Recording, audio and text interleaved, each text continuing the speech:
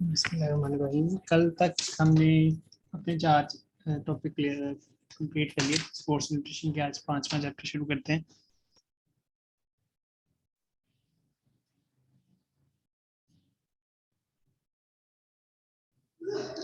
तो 5वां चैप्टर है ये लिपिड्स का, फैट्स।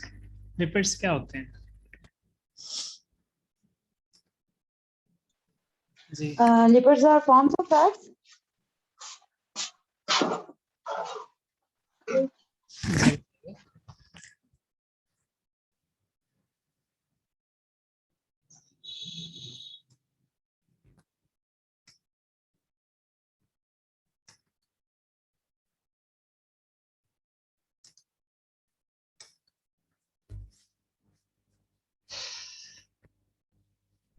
जिस तरीके से हमारे बाकी न्यूट्रिएंट्स होते हैं हमारी बॉडी में, हमने पढ़ा था कि प्रोटीन, कार्बोहाइड्रेट और प्रोटीन की बात की। इसी तरीके से लिपिड्स भी बॉडी के अंदर एक बायोलॉजिकल मॉलिक्यूल्स होते हैं, ठीक है। डिफरेंट टाइप के लिपिड्स होते हैं। डिफरेंट लिपिड्स जो होते हैं ये मोनोमर्स नहीं होते। मतलब अगर हमने शुरू में पढ़ा लिपिड्स, अगर देखा जाए तो लिपिड्स को कहा जाएगा कि एक बायोलॉजिकल मॉलिक्यूल है जिस तरीके से कार्बोहाइड्रेट और प्रोटीन है, और ये डिफरेंट ग्रुप्स की सूरत में होते हैं। बाकी तो हमने पढ़ा था कि मोनोमर्स होते हैं, मतलब पहले एक एक मॉलिक्यूल होते हैं, फिर उससे आगे फिर 2 इकट्ठे होते हैं, फिर ज़्यादा इकट्ठे होते हैं, इस तरीके से बनता है। लेकिन लिपिड्स के बारे में और फैट, मतलब लिपिड्स जो होते हैं इस तरीके से नहीं होते, जैसे फैट्स और ऑयल्स, ये इस तरीके से नहीं होते। इसमें क्या होता है, क्योंकि ये डिफरेंट डाइवर्स ग्रुप से बने होते हैं। डाइवर्स ग्रुप मतलब अगर हम इसमें डिफरेंट मोनोमर्स होते हैं जो कि हाइड्रोफोबिक मॉलिक्यूल से बने होते हैं, ठीक है। जो मतलब इसमें डाइवर्स ग्रुप जो यूज होता है वो हाइड्रोफोबिक मॉलिक्यूल्स होते हैं, जिसकी वजह से कि ये वाटर में इनसॉल्युबल होते हैं, मतलब वाटर में सॉल्व नहीं होते। इसमें जो आप लोगों ने मेन चीज़ याद रखनी है वो यही रखनी है कि ये वाटर सॉल्युबल नहीं होते। और ये किन ग्रुप्स के साथ मिलके बनते हैं? ये हाइड्रोफोबिक मॉलिक्यूल्स मिलके उसके ग्रुप्स होते हैं, वो मिलके फिर फैट को या लिपिड्स बना रहे होते हैं, ठीक है। एक सेकंड प्लीज, मैं जरा ना दरवाजा बंद कर लूँ, आवाज आ रही है बाहर से।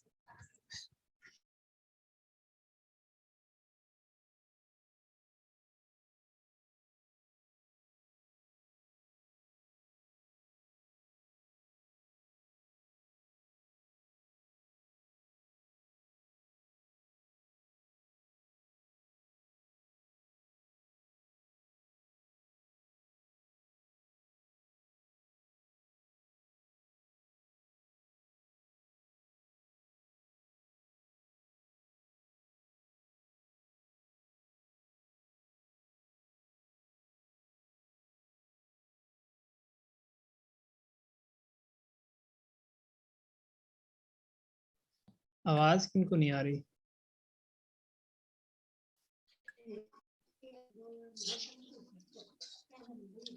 आपको आवाज नहीं आ रही बाकी लोगों को मेरी? आ रही है सर।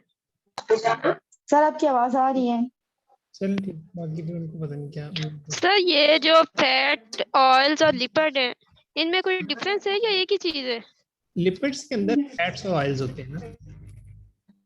लिपिड हमारा अच्छा, इसमें मेन जो है ना, एक न्यूट्रिएंट है। जगह सॉलिड लिखा हुआ है, एक जगह लिक्विड लिखा हुआ है। फैट्स में सॉलिड होते हैं और ऑयल्स में वो लिक्विड फॉर्म में होते हैं। जी जी, ऐसे ही है। मतलब फैट में वो आगे हम उसको डिस्क्राइब करते हैं, ज़्यादा जल्दी ना करें, आगे जाके इसको डिटेल्स में देखते हैं। वैसे ये लिपिड्स लिपिड्स पढ़ रहे हैं, जो टॉपिक है वो लिपिड है, ठीक है।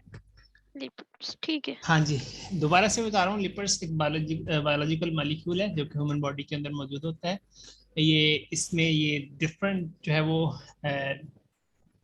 हाइबो हाइपोफोबिक जो मॉलिक्यूल्स होते हाइड्रोफोबिया। हैं, जी जी सॉरी, हाइड्रोफोबिक जो मॉलिक्यूल्स होते हैं उनसे मिलके ये ग्रुप बनते हैं, ठीक है। और ये वाटर में इनसॉल्युबल होते हैं, मतलब डिसॉल्व नहीं होते। अगर इनकी कंपोजिशन की बात की जाए तो ये ऑर्गेनिक मॉलिक्यूल है, तो ये बनता है कार्बन। इसमें 3 तरह के मॉलिक्यूल्स होते हैं, ठीक है। कार्बन, हाइड्रोजन और ऑक्सीजन, ठीक है। ये 3 मॉलिक्यूल्स होते हैं, लेकिन सम टाइम इनके अंदर जो दूसरी चीजें यूज होती हैं वो 2 हैं। वो नाइट्रोजन एक यूज होता है, दूसरा फास्फोरस, वो भी साथ में मिलके ग्रुप बना रहे होते हैं। लेकिन मेन जो होता है इसमें यूज, वो तीन ही होते हैं, कार्बन, हाइड्रोजन और ऑक्सीजन। लेकिन सम टाइम कौन से होते हैं, नाइट्रोजन और फास्फोरस। ना, प्रोटीन में मैंने बताया था कि प्रोटीन में कौन सा होता है सम टाइम,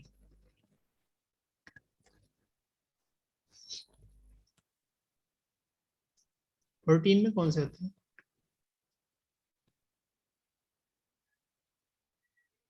सही है क्या है? सर इसका एक दफा बता दें, इसमें कौन कौन से होते हैं, लिपिड्स में कौन कौन से होते हैं? कार्बन, हाइड्रोजन और ऑक्सीजन। सर प्रोटीन में सल्फर होती है। जी जी, ये मुझे पता है, मैं सोचता की आवाज होगी, घंटे बाद आई होगी पक्की बात। जी सर मेरी थी। जी जी, मुझे पता है, लेट रिप्लाई जब भी आए वो आपका होता है। Sorry sir. It's okay. बहरहाल अच्छा, कार्बन एक जो है वो, इसमें लिपिड्स की बात करें, लिपिड्स में कार्बन, हाइड्रोजन और ऑक्सीजन, ठीक है, ये तीन होते हैं मेन इसके मॉलिक्यूल्स। और इसके जो समटाइम्स जो होते हैं वो इसमें दो एक्स्ट्रा नाइट्रोजन और फास्फोरस जो मिलके ग्रुप बना रहे हैं। ओके, अगर इनकी जो है वो प्रॉपर्टीज को डिस्कस किया जाए, मैंने आपको पहले बताया कि ये इनसॉल्युबल इन वाटर होते हैं, मतलब ये उसके अंदर, वाटर के अंदर सॉल्व नहीं होते, नॉन पोलर होते हैं। और लेकिन ऑर्गेनिक जो सॉल्युबल्स जो होते हैं उनके अंदर जो है वो ये सॉल्व हो जाते हैं। जैसा कि उसकी कोई एग्जांपल, जैसे एसीटोन है और अल्कोहल वगैरह, इनके अंदर ये डिसॉल्व हो जाते हैं। मतलब ऑर्गेनिक जो सॉल्युबल्स होते हैं, जो ऑर्गेनिक चीजों को सॉल्व करने के लिए यूज होते हैं, उनके अंदर ये सॉल्व हो जाते हैं, लेकिन वाटर के अंदर इनसॉल्युबल होते हैं। ठीक है, dissolve in organic solubles like acetone, alcohol. ये अगर लिखना है तो साथ साथ तेजी से लिखा करें, अदरवाइज लेक्चर दोबारा से सुन के भी आप लिख सकते हैं। चलें, सही है सर। जी, lipids are composed of fatty acids. इस बात को हमेशा माइंड में रखिएगा कि लिपिड्स किससे मिलके बनते हैं, फैटी एसिड्स। हमने स्टार्ट में एक बात पढ़ी थी कि कार्बोहाइड्रेट किस में टूटते हैं, ग्लूकोज और फ्रक्टोज में, क्योंकि वो बने भी उसी से होते हैं। प्रोटीन किस में करते हैं, अमीनो एसिड में, क्योंकि वो बने भी उसी से होते हैं। सेम इसी तरीके से लिपिड्स जो है ब्रेक डाउन किस, ये बने भी होते हैं फैटी एसिड से, और बाद में जब डाइजेशन होती है, डाइजेशन के चैप्टर में हमने ये पढ़ा था कि जब डाइजेशन होती है तो फिर वो उसी के अंदर ही ब्रेक डाउन होते हैं, फैटी एसिड के अंदर। Okay, understand? Yes sir, understand. Okay, अगर देखा जाए तो लिपिड्स कितने तरह से होते हैं, ये तीन तरह से होते हैं, तीन टाइप्स हैं इसकी मेजर। एक है ट्राइग्लिसराइड, जिसको ट्राइग्लिसरोल भी बोलते हैं, और दूसरा है फॉस्फोलिपिड्स, और तीसरा है स्टीरोल्स, जिसको कोलेस्ट्रॉल जिसमें आते हैं। ठीक है, तो इनको हम वन बाय वन थोड़ा सा देख लेते हैं, फिर आगे इसकी डिटेल्स भी देख लेते हैं।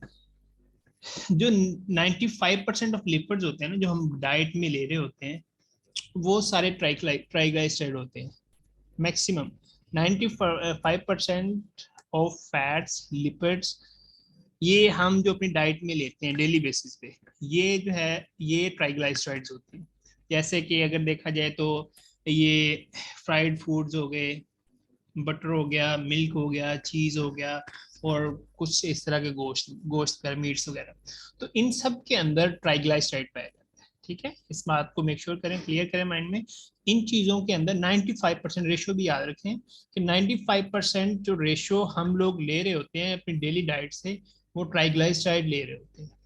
और ये ज्यादातर किस में पाया जाता है, फ्राइड राइस में, और बटर, मिल्क, चीज और मीट वगैरह।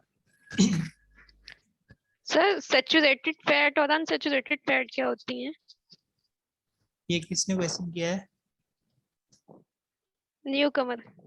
न्यू कमर, तो प्लीज थोड़ा सा वेट करें, अभी हम वहां तो पहुंचे नहीं है, अभी तो हम स्टार्ट ले रहे हैं। अभी हम टाइप्स की जी बात, सर। फिर हम आगे जाएंगे, फिर उस पे सैचुरेटेड पे जाएंगे, अनसैचुरेटेड, सब कुछ डिस्कस करेंगे। डोंट वरी, कोई आपकी तशनगी को हम अधूरा नहीं छोड़ेंगे। Don't worry about it. जी सर।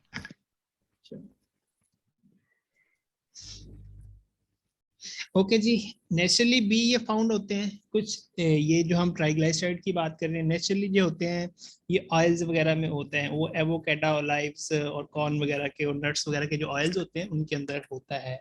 कौन सी? ट्राइग्लाइसराइड।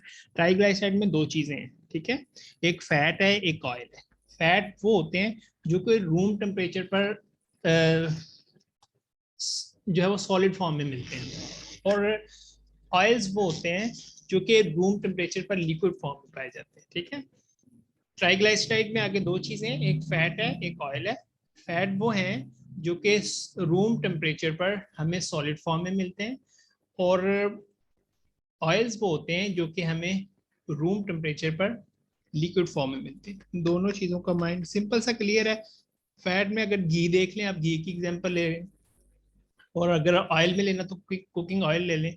इस तरीके से मेक श्योर चीज़ें हो जाती हैं। अगर फैट में और लेना है, आप जो है वो बटर ले लें, रूम टेम्परेचर पर सॉलिड होता है। अंडरस्टैंड? नेचुरली मैंने आपको बताया ट्राइग्लाइसराइड किस में पाया जाता है, जल्दी से कोई बताए।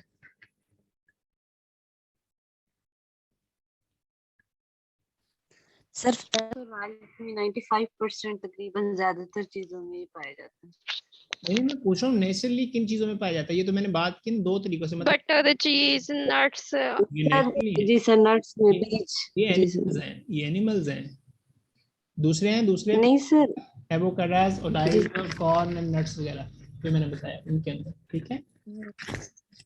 ठीक है, सर ओके। मैंने एवोकाडो ऑयल जी जी, पर इस चीज की समझ आ गई। ट्राइग्लाइसराइड की जो चीजें आपको बस हमारे रिलेटेड है वो हम कर रहे हैं, ठीक है, और मेन चीजें यही है, इससे आगे होता भी कुछ नहीं है वैसे। और उसके बाद अगली है जो फॉस्फोलिपिड्स होते हैं। फॉस्फोलिपिड्स जो होते हैं ये वाटर, ये जो है वो तकरीबन 2% ऑफ आवर डाइटरी लिपिड है, ठीक है, जो हम लोग खाते हैं उसके अंदर 2% तक होते हैं। मतलब ये वाटर सॉल्युबल होते हैं। ये प्लांट्स में भी पाए जाते हैं, इसी तरीके से ये एनिमल्स में भी पाए जाते हैं। ये हमारे बॉडी के अंदर किस किस लिए यूज होते हैं? इसका जो फॉस्फोलिपिड्स होते हैं ये हमारी बॉडी के अंदर ये मतलब जो टिश्यूज होते हैं या बॉडी के सेल्स होते हैं उनको प्रोटेक्ट करने के लिए यूज होते हैं। उनका एक उनके सामने उनको नुकसान पहुंचाने से बचाने के लिए एक बैरियर बनाते हैं जो फॉस्फोलिपिड्स होते हैं। इसका 2% होते हैं, हम डाइटरी से हम 2% ले रहे होते हैं, और ये हमारी बॉडी के अंदर जो सेल्स होते हैं, बॉडी के सेल्स होते हैं, उनके अगेंस्ट जो है एक बैरियर बनाता है, एक जो है वो प्रोटेक्टिव बैरियर बनाता है, ठीक है, ताकि वो उसको कोई नुकसान वगैरह ना पहुंच सके। इस तरीके से ये इसका फंक्शन है। इसके बाद तीसरे नंबर पे आ जाता है स्टीरोल्स। ये कोलेस्ट्रॉल होते हैं। तो सबसे कम जो है वो पाया जाने वाला टाइप, मतलब जिसकी हमें ज़रूरत होती है बॉडी के अंदर बाहर से फूड के जरिए, वो यही वाला है, स्टीरोल्स, कोलेस्ट्रॉल। मतलब ये बॉडी के अंदर ऑटोमेटिकली खुद ब खुद बनता है, ठीक है। सर ये एलडीएच और एचडीएल जो है इसी में आएंगे, कोलेस्ट्रॉल की टाइप्स हैं ये। जी जी बिल्कुल, एलडीएल एचडीएल बिल्कुल इसी में आएंगे, और इसको हम थोड़ा सा आगे जाके पढ़ेंगे। आप सारे पैसे पहले वाले ना, मतलब आप बाद वाले आप कर रही हैं, बस वो जो पेपर्स में रिपीट हो रही है ना टर्म्स, वही माइंड में आ रही है, हाँ, इसलिए साथ साथ पूछ रही हूँ। आफ्टर दैट, आफ्टर आप अभी जो बात करें उसी के रिलेटेड आप पूछें, और उसके बाद जब अगली बात आएगी तो तब वो पूछ सकते हैं, ठीक है। जी सर। जी। बॉडी को इसकी बहुत कम मिकदार में ज़रूरत होती है कोलेस्ट्रॉल वगैरह की, क्योंकि ये बॉडी जो है इसको बाई इट्स मतलब बाई सेल्फ क्रिएट कर लेता है, इसको बाई सेल्फ इसको प्रोड्यूस कर लेता है अपनी बॉडी के अंदर, ठीक है। ये हमारा कोलेस्ट्रॉल जो होता है, अगर इसको देखा जाए तो ये सेल मेम्ब्रेन का बड़ा एक इम्पोर्टेंट कंपोनेंट होता है। इसका ये बहुत सारे फंक्शन में काम आता है, जिस तरह सिंथेसिस ऑफ हमारे जो सेक्स हार्मोन है, विटामिन डी है, बाइल साल्ट है, इन सब के अंदर कोलेस्ट्रॉल वगैरह यूज होते हैं। तो मतलब उसके लिए, उनकी प्रोडक्शन के लिए हमारा बाइल साल्ट कहाँ पे पैदा होता है? बाइल कहाँ पे बनता है? लीवर में। ये राइट ईयर में या लीवर में। अच्छा, मैंने कहा शायद कान में बनता है, ठीक है। तो हमारे मतलब ये और सारे स्प्लीन में स्टोर होता है। कहाँ पे स्टोर होता है? और स्प्लीन में कह रही, सॉरी, गॉल ब्लैडर में। जी बिल्कुल ऐसे ही है। ओके, बहरहाल इन चीजों में एक काम है सेल, ये हमारा क्या है, एक कंपोनेंट ऑफ सेल मेम्ब्रेन है। कोलेस्ट्रॉल क्या होता है, कंपोनेंट ऑफ सेल मेम्ब्रेन है। ये हमारे इन मतलब डिफरेंट जो रिक्वायर्ड होती हैं बॉडी को, उनके अंदर उनको बनाने में काम आता है, जैसे कि sex hormone, vitamin D, bile salt वगैरह, इस लाइक दिस। सर ये आर्टरीज और वेन्स में भी पाया जाता है क्या? कोलेस्ट्रॉल? जी बिल्कुल, मूव करता है ना ये ब्लड स्ट्रीम, ब्लड के थ्रू। जिनका ब्लड प्रेशर हाई होता है तो हो रहा उनको देखो। कहते हैं कि कोलेस्ट्रॉल फ्री डाइट ले। जी जी बिल्कुल, ऐसे पाया जाता है इसलिए। ओके जी, फंक्शंस हम इसके पढ़ लेते हैं थोड़े से, क्या इसके फंक्शंस हैं। नहीं, तो function of fat in our body, सबसे पहले एनर्जी सोर्स है, स्पेशली फॉर मसल्स। मसल्स के लिए एनर्जी सोर्स, मतलब बॉडी के जो मसल्स होते हैं, हमने देखा था कार्बोहाइड्रेट पूरी बॉडी को सबसे पहले एनर्जी पहुंचा रहा है, और स्पेशली न्यूरो मसल्स को जो हमारा न्यूरोट्रांसमीटर सिस्टम है उसको पहुंचा रहा है। और प्रोटीन हमारी पूरी बॉडी के अंदर ग्रोथ रिपेयर कर रही है। ये क्या कर रहा है, फैट उसके अंदर बॉडी, पूरी बॉडी को एनर्जी भी प्रोड्यूस कर रहा है, और स्पेशली मसल्स को, स्पेशल मसल मतलब स्पेशली मसल्स को प्रोड्यूस करता है ये एनर्जी, उनको एनर्जी उसका सोर्स है मसल्स का। और सर्व एज एनर्जी रिजर्व, मतलब कि ये फैट सेटिस्फाई हंगरी, हंगर मतलब कि अगर भूख को ये थोड़ा सा सेटिस्फाई करता है। क्योंकि क्यों करता है ऐसा, आपने ये देखा होगा जो लोग फैट लेते हैं ज्यादा, मतलब उनको ज्यादा भूख नहीं लगती, इसकी क्या वजह है? तो इसमें कैलोरी ज्यादा होती हैं, वो 9.1। इसके अलावा तो ये ज्यादा एनर्जी देगा ना, बाकियों में कम होती है। होता है इस तरीके से, मतलब ना ये फैट जो होता है ये सर ये स्लो टू, फैट्स जो होते हैं वो बॉडी में जो है वो स्टोर हो जाते हैं, इसकी वजह से जो है वो जी जी स्लो टू डाइजेस्ट होता है, मतलब इसको डाइजेस्ट करने में ना थोड़ा टाइम लगता है, इसलिए फिर हम इसके ये कहते हैं कि ये जो है वो फैट्स सेटिस्फाई हंगर है, मतलब हंगर को, भूख को आपका थोड़ा कम करता है, ठीक। और इसके अलावा रेगुलेट और रेगुलेट एंड सिग्नल्स में काम आता है, मतलब टेम्परेचर को आपको कंट्रोल कर रहा है, कर रहा होता है कि हीट आप बॉडी ज़्यादा ना हो जाए, कम ना हो जाए, उसको कंट्रोल कर रहा होता है। प्रोड्यूस डिफरेंट हार्मोन्स, रेगुलेट करता है, हार्मोन्स को रेगुलेट करने के लिए यूज होता है, जैसे कि हमारा ब्लड क्लॉटिंग के अंदर यूज होता है। और फिर ये अगर रिप्रोडक्टिव जो हमारे सिस्टम है बॉडी के अंदर, ह्यूमंस के अंदर, उसके अंदर यूज होता है, मतलब उन जो है वो। सर आपकी आवाज कटना शुरू हो गई है। सर आपकी आवाज क्लियर नहीं आ रही। सबको कट रही है मेरी आवाज? हमें तो क्लियर आ रही है, उधर से आपका नेट का इशू होगा इनका। जी प्लीज, जिनका नेट का इशू है वो ना बाद में रिकॉर्डिंग सुन लें, मतलब अब यहाँ से क्लियर है तो मसला होता है। सर मुझे थोड़ी कंफ्यूजन है, ये जो आपने कहा मसल्स को एनर्जी प्रोवाइड करता है फैट्स, तो वो तो कार्बोहाइड्रेट्स करता है मेन। नहीं, कार्बोहाइड्रेट आपने इसमें पिछले लेक्चर नहीं सुने ना, फिर अब मैं क्या करता हूँ, मतलब कार्बोहाइड्रेट सबसे पहला सोर्स है, फिर उसके बाद प्रोटीन है, और इसके साथ साथ फैट भी है। मतलब ये नहीं है कि बॉडी के अंदर तीन न्यूट्रिएंट्स एनर्जी प्रोवाइड कर रहे होते हैं, पहले नंबर पे कार्बोहाइड्रेट है, फिर प्रोटीन है, फिर उसके बाद फैट है। हम जब कार्बोहाइड्रेट खत्म हो जाती है फिर प्रोटीन यूज होती है, या जी जी साथ साथ ये? जी बिल्कुल ऐसे ही, मोस्टली कार्बोहाइड्रेट यूज हो रही होती है, उसके बाद प्रोटीन यूज होती है, और तीसरे नंबर पे फैट आता है, ठीक है। लेकिन ये मसल्स के लिए एक सोर्स होती है। जी बिल्कुल। ओके, हम इसकी बात कर रहे हैं, पहले तो एनर्जी सोर्स के तौर पे है, दूसरा स्पेशली मसल्स को एनर्जी प्रोवाइड करता है, एनर्जी को रिजर्व करता है, इसलिए कि मतलब थोड़ा सा लेट जो है डाइजेस्ट होता है। फिर हम बात कर रहे हैं उसका जो है रेगुलेट एंड सिग्नल्स की बात करते हैं, कि जिस तरह टेम्परेचर को रेगुलेट करता है, और टेम्परेचर को कंट्रोल करता है कि ज़्यादा अप ना हो, नीचे डाउन ना हो, और इस तरीके से प्रोड्यूस एंड रेगुलेट हार्मोन, यानी रिप्रोडक्टिव सिस्टम वगैरह, और ब्लड क्लॉटिंग की हमने बात की, ये सारी चीजें मैं बता चुका हूँ। Okay ji,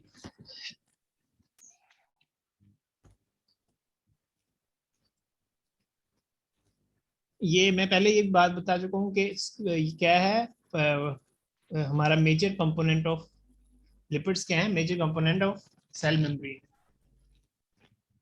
नोरिशियस skin and hair, मतलब स्किन और जो हमारे हेयर्स हैं उसको जो है उसकी परवरिश करता है, उसको बेहतर बनाता है। Insulate padding protect the body from temperature extreme, ये भी बात बता चुका हूँ कि किस तरीके से टेम्परेचर की जो एक्सट्रीम्स होती हैं, मतलब हॉट बहुत ज़्यादा हो जाना या डाउन हो जाना, उनसे जो है वो उसको प्रोटेक्ट करता है। Question the vital organs to protect them from जो है वो शॉक, बिल्कुल ऐसे ही है। अगर मतलब हमारे जो सेल्स होते हैं, अगली स्लाइड में हम देखते हैं वो किस तरीके से होते हैं, मतलब वाइटल ऑर्गन्स जो होते हैं उनको उसके गिर्द एज अ कुशन काम करता है। कुशन आप घर में सुनते होंगे ना, वो छोटे छोटे जो होते हैं, मतलब अगर कुशन रखा हो तो उस चीज पे फोर्स लगे तो वो उसको ऑब्जॉर्व कर लेगा, मतलब वो डायरेक्ट उसको डैमेज नहीं कर पाएगी चीज, तो इफेक्ट कम होगा। इस तरीके से ये फैट जो है, लिपिड्स जो हैं, वो एज अ कुशन भी वर्क करते हैं। ठीक है,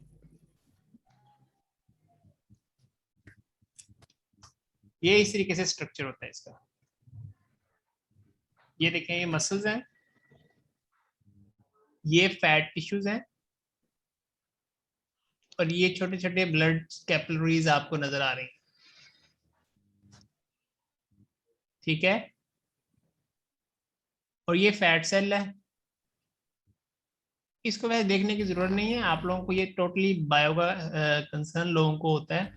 हमारे रिलेटेड इसमें से ऐसा कुछ भी नहीं है। जैसे एक एग्जांपल दी हुई है कि किस तरीके से वो फैट जो है वो प्रोटेक्ट कर रहा होता है।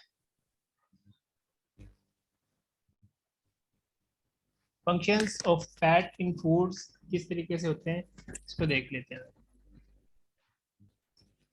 अच्छा, एक बंदे के अंदर एवरेज मैन के अंदर कितने परसेंट फैट होना चाहिए उसकी बॉडी की टोटल?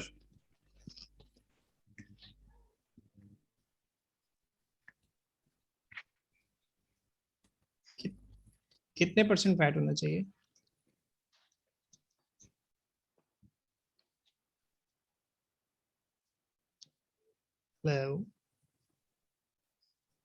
सर नहीं पता। ठीक है जी, एवरेज ये पॉइंट नोट कर लें इसको।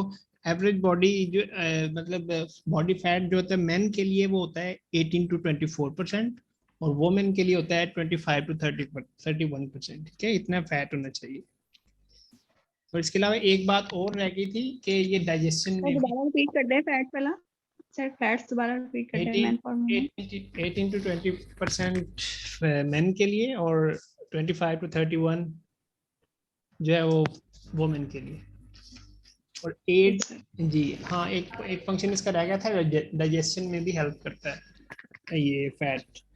ओके जी, नेक्स्ट हम बात कर रहे थे function of fat in foods, provide calories 9 पर ग्राम। बिल्कुल, एक कैलोरीज के इसको बहुत बार हम डिस्कस कर चुके हैं।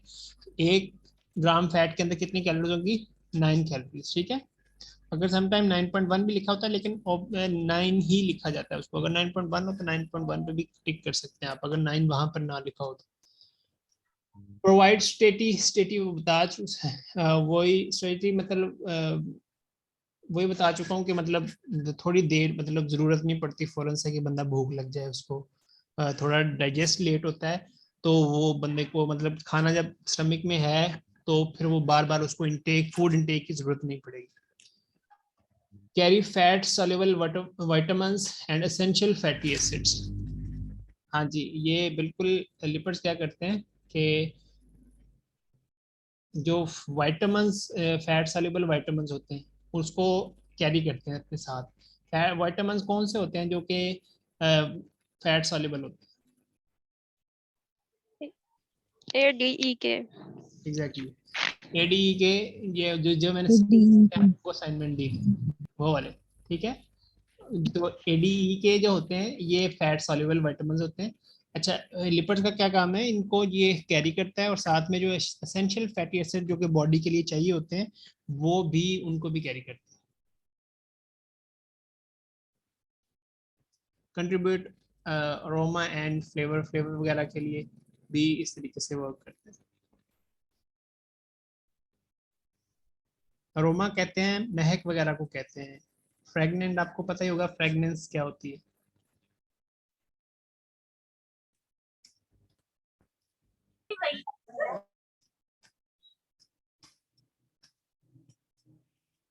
ओके जी, लिपिड्स बनते किस तरीके से ये देखना जरा इसको। अब हम डिस्कस करते हैं कि ये फैटी एसिड, ये लिपिड्स होते हैं, ये बनते किस तरीके से।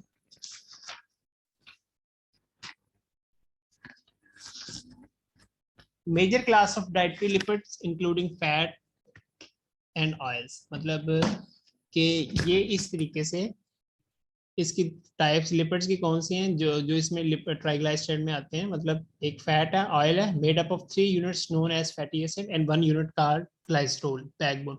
अब ये 3 यूनिट और इसके साथ 3 यूनिट फैटी एसिड के मिलते हैं और 1 यूनिट जब ग्लाइसरोल का मिलता है तो ये ट्राइग्लाइसराइड बनता है।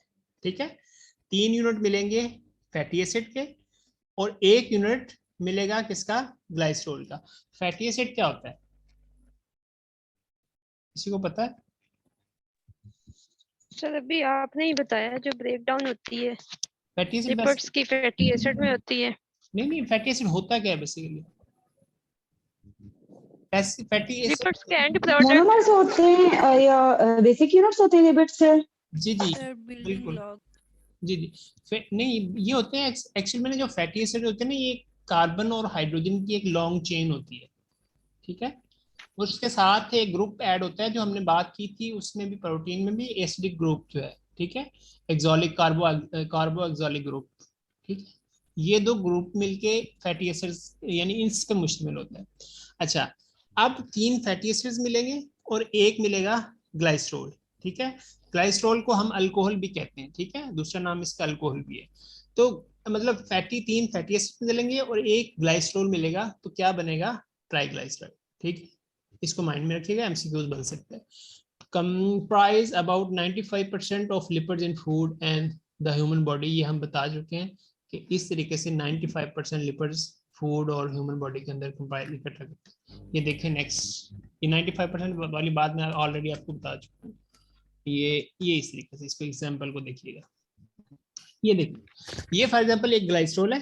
ठीक है, और ये 3 इसके, ये बहुत सिंपलेस्ट, इसकी अगर हम बायोकेमिस्ट्री में देखें इसकी मतलब क्या शेप बनती है, इसका स्ट्रक्चर बनाएं, तो वो बहुत डिफिकल्ट हो जाएगा। लेकिन हम लोगों ने जैसे अपना कंसेप्ट क्लियर करना है कि किस तरीके से होता है, तो ये इस तरीके से इसमें ये वाला एक ग्लाइसरोल है और 3 जो है इसके अंदर फैटी एसिड है, और ये जब चारों आपस में मिलते हैं, मतलब 3 ये इसके साथ मिलते हैं तो एक ट्राइग्लाइसराइड बनता है। अंडरस्टैंड? ट्राइग्लाइसराइड कैसे बनता है, 3 फैटी एसिड्स और एक ग्लाइसरोल के मिलने से। इसको मजीद अंडरस्टैंड थोड़ा सा कर लेते हैं। ये देखें, 3 फैटी एसिड, ये ग्लाइसरोल है, 3 फैट, जी सर आगे चले, समझ लग गई है। Okay. 3 fatty acids of differing lengths, ये फैटी एसिड्स हैं, डिफरेंट उनकी लेंथ है। A triglyceride formed from 1 glycerol and 3 fatty acid, ये यहाँ पर आके क्या अटैच हुआ है उसके साथ, ग्लाइसरोल। ग्लाइसरोल जब अटैच हुआ तो ये सारा क्या बना, एक ट्राइग्लाइसराइड। अब फैटी एसिड जो होते हैं वो 2 तरह के होते हैं। फैटी एसिड की आगे फिर 2 टाइप्स हैं, मतलब किस तरीके से, एक जो होते हैं वो फैटी सैचुरेटेड फैटी एसिड बोलते हैं उनको, दूसरे होते हैं अनसैचुरेटेड फैटी एसिड्स। मतलब सैचुरेटेड फैटी एसिड्स कौन से होते हैं? अब मैंने आपको बताया सर कि एग्जैक्ट नहीं जी, सॉरी कुछ कहा आपने? सर आपने क्वेश्चन किया था, उसका आंसर देने लगी थी। एग्जैक्ट नहीं पता, एक नेचुरल चीजों में पाया जाता है और एक एनिमल्स में होता है और एक प्लांट्स में होता अभी है। हम इसके स्ट्रक्चर की बात करें। अच्छा, ठीक है, जो इसकी पहचान, मतलब अगर पूछे, जो फैटी एसिड, जो सैचुरेटेड फैटी एसिड होते हैं उसके अंदर हमेशा सिंगल बॉन्ड पाया जाता है। कार्बन के जितने भी एलिमेंट उसके अंदर होंगे मॉलिक्यूल्स, उनके दरमियान जो बॉन्ड होगा वो सिंगल होगा। ठीक है, और जो अनसैचुरेटेड दूसरे होते हैं unsaturated fatty acids. Fatty acid की 2 टाइप्स हैं, पहले नंबर पे सैचुरेटेड, दूसरे नंबर पे अनसैचुरेटेड। सैचुरेटेड वो होते हैं जिसके अंदर कार्बन की एक सिंगल बॉन्डिंग वाली चेन पाई जाए। कार्बन की सिंगल बॉन्डिंग वाली चेन किसके साथ अटैच होती है, कार्बोक्सिलिक ग्रुप के साथ, और वो रिएक्ट किसके साथ, उसको मिलके किसके साथ बॉन्ड बना रही होती है, ग्लाइसरोल के साथ।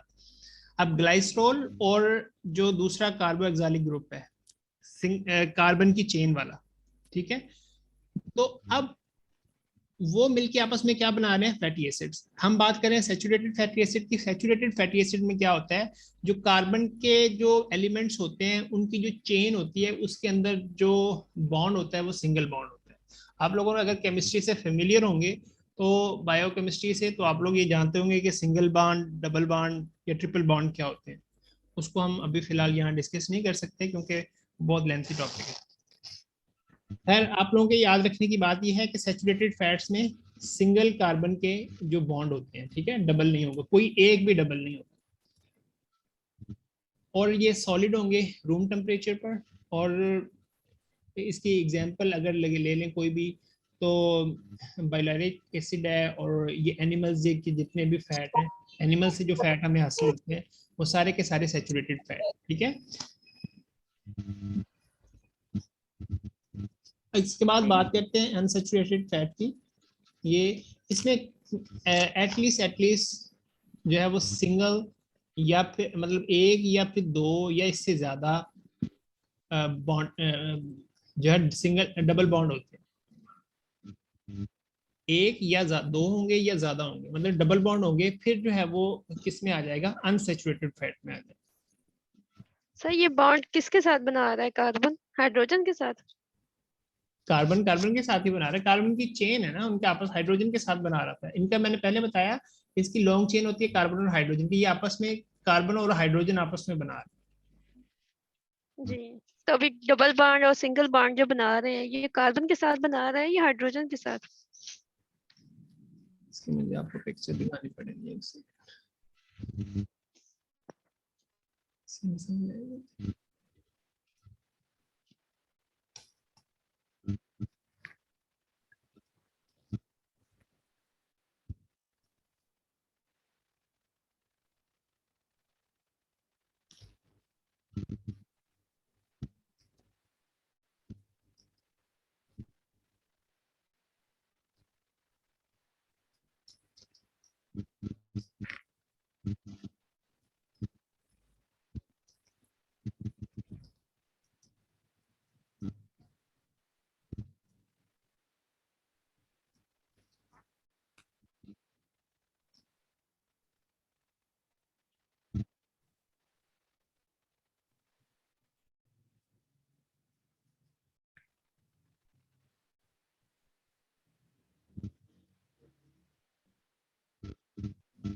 ये इस तरीके से होता है, ये देखना, इन सब के दरमियान में सिंगल बॉन्डिंग है, ठीक है। कार्बन के साथ ये इस तरीके से हाइड्रोजन के मिल रहे हैं और ये इनके दरमियान में सिंगल बॉन्डिंग है, ठीक है।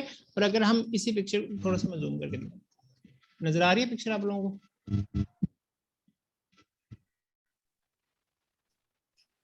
पहले आ रही थी, अब नहीं। अच्छा, ये देखें जी, ये देखें, ये इस तरीके से ये सबके अंदर, सबके दरमियान में ये चेन है, कार्बन और हाइड्रोजन की चेन है कार्बोक्सिलिक ग्रुप के साथ, ये सब के सब में सिंगल बॉन्ड है, ठीक है।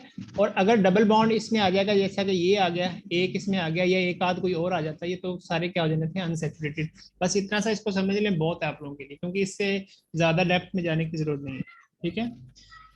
इसके अलावा इसमें एक और काम किया जाता है हाइड्रोजनेशन, वो हम आगे पढ़ेंगे। हाइड्रोजनेशन किस तरीके से होता है, मतलब ऑयल को घी में जो है वो कन्वर्ट कर दिया जाता है, ठीक है। किस तरीके से, एडिशन ऑफ हाइड्रोजन, मतलब उसमें हाइड्रोजनेशन करके फैट के अंदर उसको कन्वर्ट कर दिया जाता है, ऑयल को घी के अंदर या घी को ऑयल के अंदर। इसको नेक्स्ट देखते हैं। इसको आपने सिर्फ इतना ही समझना जितना मैंने आप लोगों को समझाया है, कि आप लोग बस दो तीन चीजें माइंड में रखनी है, बाकी बहुत डिटेल्स में चले जाएंगे, कोई फायदा नहीं है। हम कौन सा बायो के स्टूडेंट?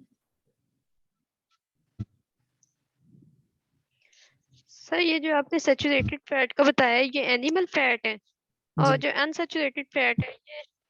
जी जी, अनसैचुरेटेड जो हमें ये प्लांट्स वगैरह से हासिल होता है।